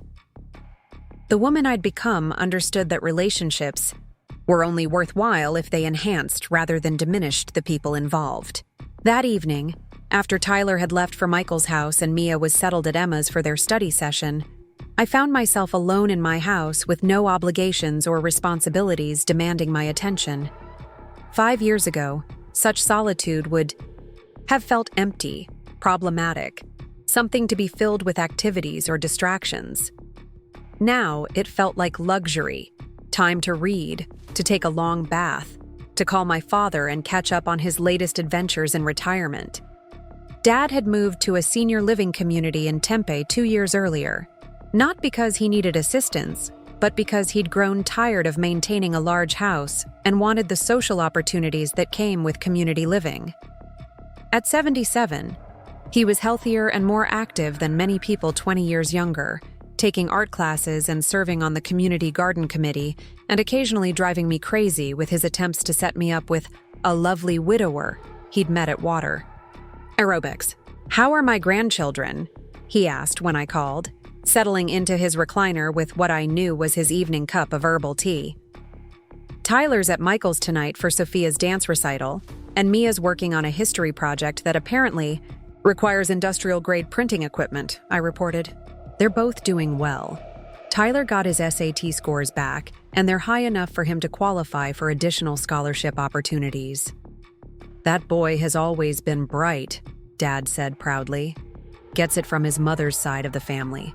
This had become his standard joke whenever one of my children achieved something noteworthy, as if intelligence were a genetic trait that could be traced directly through maternal lineage.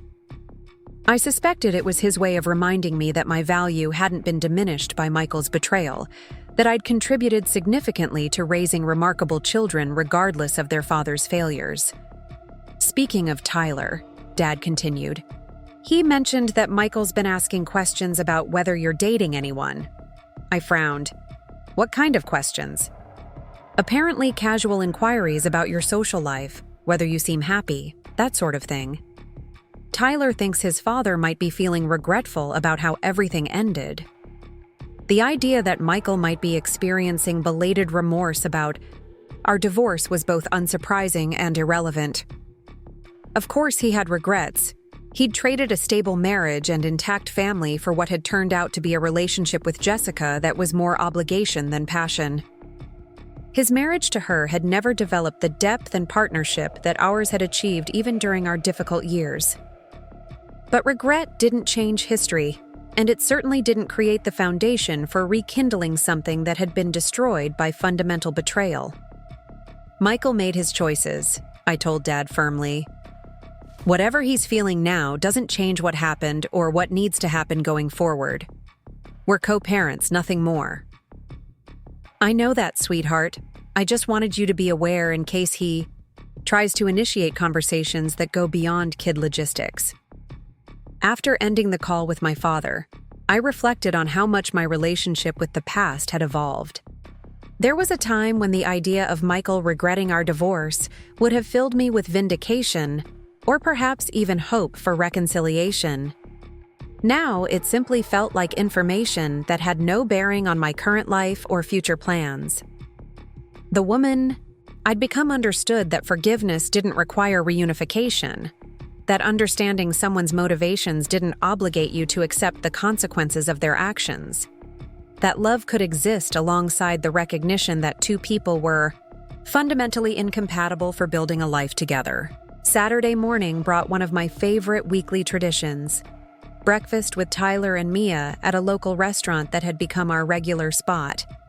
It was a small place run by a Mexican-American family, known for excellent green chili and the kind of unpretentious atmosphere that made it popular with locals rather than tourists. Tyler seemed thoughtful as we waited for our food, turning his coffee cup absently while Mia regaled us with stories from Sophia's dance recital the night before.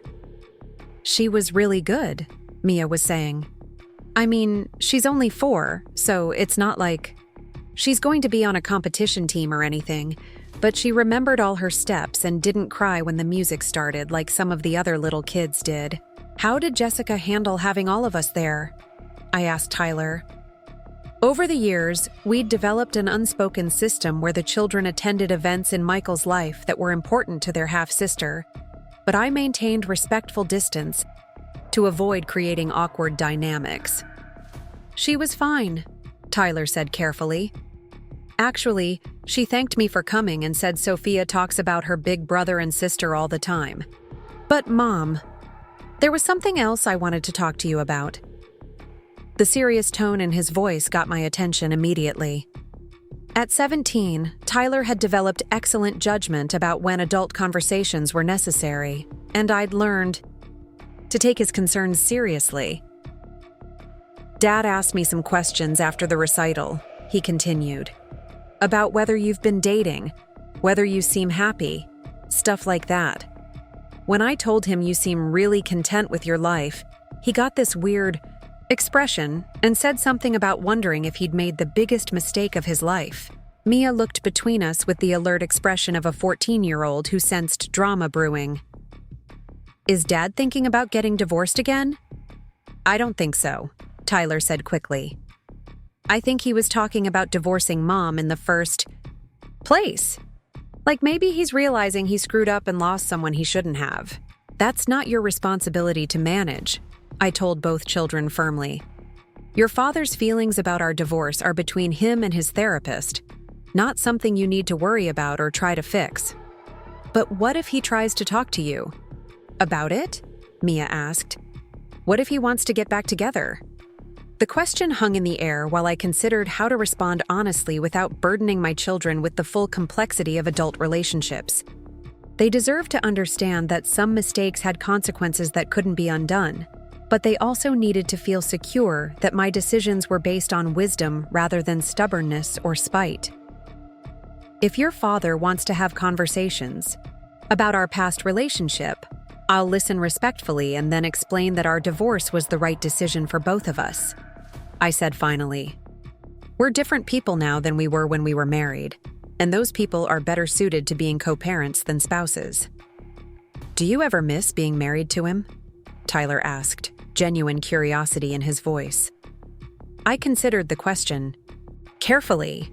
Did I miss aspects of being married to Michael? The daily companionship, the shared responsibility for household management, the comfort of having a built-in partner for social events and family obligations? Sometimes. But I'd learned to distinguish between missing the concept of marriage and missing the specific reality of being married to someone whose fundamental values and character were incompatible with mine. "I miss some things about being married," I answered honestly. "I miss having another adult to share decisions with, and I miss some of the practical aspects of partnership. But I don't miss the specific experience of being married to your father, because that relationship required me to accept behavior that wasn't healthy for any of us." "You're happier now," Mia observed. It wasn't a question. "I am," I confirmed. "Not because being single is inherently better than being married, but because living authentically is better than living with deception. I'd rather be alone and honest than coupled and pretending." The conversation shifted to lighter topics as our food arrived, but I could see both children processing what we'd discussed. They'd grown up watching me rebuild my life after devastating betrayal, and I hoped they'd internalized lessons about self-respect and authentic living that would serve them in their own future relationships. Later that afternoon, as if summoned. By our breakfast conversation, Michael called my cell phone directly instead of texting through our usual co-parenting communication app. "Hi, Sarah. Do you have a few minutes to talk? There's something I'd like to discuss, and it's not about the kids' schedules." His tone was carefully neutral, but I could hear the undercurrent of nervousness that suggested this was the conversation Tyler had warned me about. "I have a few minutes," I agreed. "What's on your mind?" "I was wondering if we could meet for coffee sometime this week. There are some things I'd like to say to you, and I'd prefer to do it in person rather than over the phone." "Michael, if this is about our past relationship or second-guessing the divorce, I don't think that's a productive conversation for us to have." "Please," he said, and there was something in his voice I hadn't heard in years. Vulnerability, perhaps, or genuine humility. "I'm not asking for anything other than the opportunity to speak honestly about some realizations I've had. I think I owe you that much." Against my better judgment, I found myself agreeing to meet him Tuesday evening at a coffee shop in Central Phoenix, neutral territory that wasn't associated with either of our current lives. I told myself I was agreeing out of curiosity, but if I was being completely honest, there was also a part of me that wanted to understand what insights 5 years of living with the consequences of his choices had brought him. Tuesday evening. Arrived with the kind of spectacular Arizona sunset that reminded me why I'd chosen to build my new life in the desert, despite the painful memories associated with this landscape. Michael was already seated at a corner table when I arrived, looking older than his 42 years, but also somehow more settled than the desperate man who'd tried repeatedly to convince me to give our marriage another chance during the months following our separation. "Thank you for coming," he said as I sat down across from him. "I wasn't sure you'd agree to meet." "I'm here," I said simply. "What did you want to talk about?" He took a sip of his coffee, gathering his thoughts. "I've been in therapy consistently since our divorce, working on understanding the choices I made and the damage I caused. Recently, I've reached a point where I think I can articulate some things I couldn't before." I waited, neither encouraging nor discouraging him to continue. "I destroyed our marriage because I was a coward," he said finally. "Not because I didn't love you, but because I couldn't handle feeling vulnerable and dependent during the years when my career fell apart.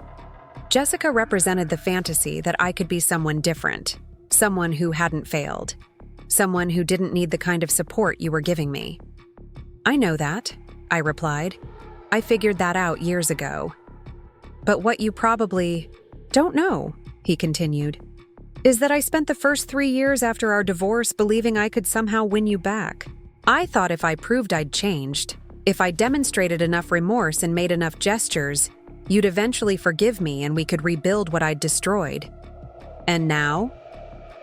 Now I understand that forgiveness isn't the same as reconciliation, and that some damage can't be undone. You were right to divorce me, Sarah. Not just because of what I did, but because of who I was when I did it.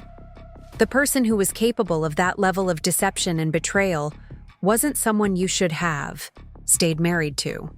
His words surprised me with their clarity and acceptance.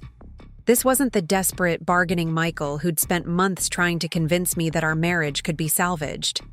This was someone who'd apparently done the difficult work of accepting responsibility without expecting redemption. "I'm glad you've reached that understanding," I said carefully. "It's probably healthier for everyone involved." "There's something else," he continued. "I want you to know that watching you build your new life, seeing how happy and successful you've become, has been both humbling and inspiring. You didn't just survive what I put you through. You thrived because of it. You became someone stronger and more complete than you were when we were married." "Because I had to," I pointed out. Survival required growth. Maybe, but I think you had that strength all along. I just never gave you space to discover it because I needed you to be dependent on me, to need me in ways that made me feel valuable. This was a level of self-awareness I hadn't expected from him, and I found myself reassessing my assumptions about his capacity for genuine insight. "Why are you telling me this now?" I asked. "Because I wanted you to know that I understand what I lost, and I understand why it was necessary for you to walk away. I'm not asking for anything from you, Sarah.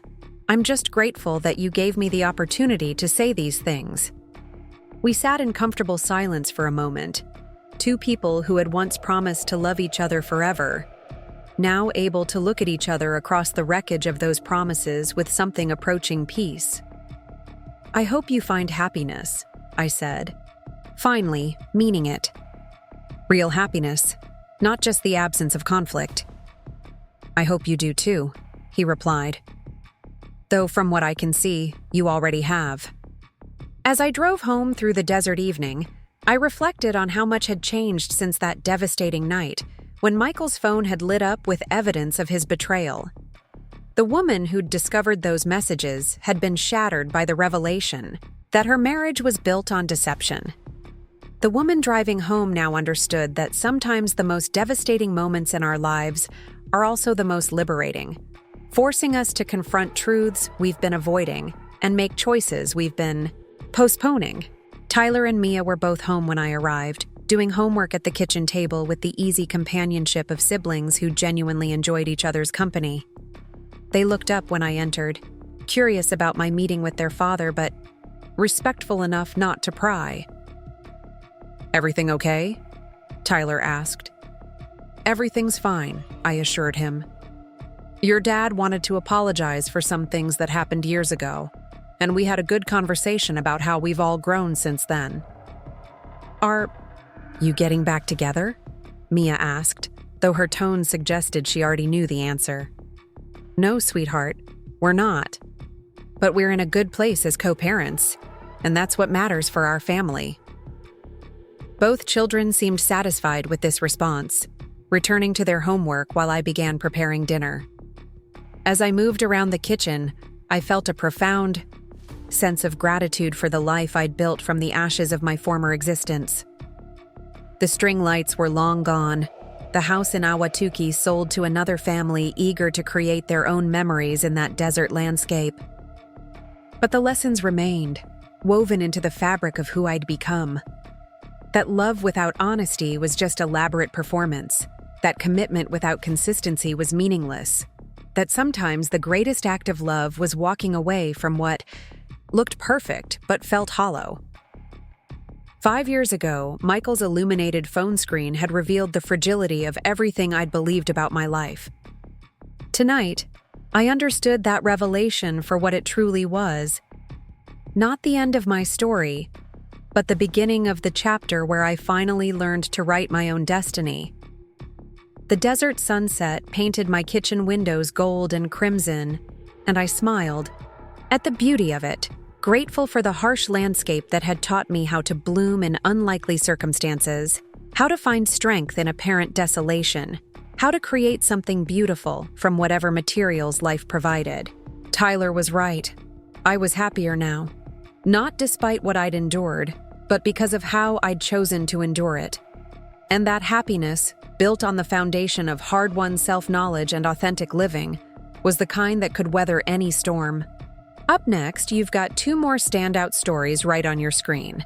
If this one hit the mark, you won't want to pass these up. Just click and check them out.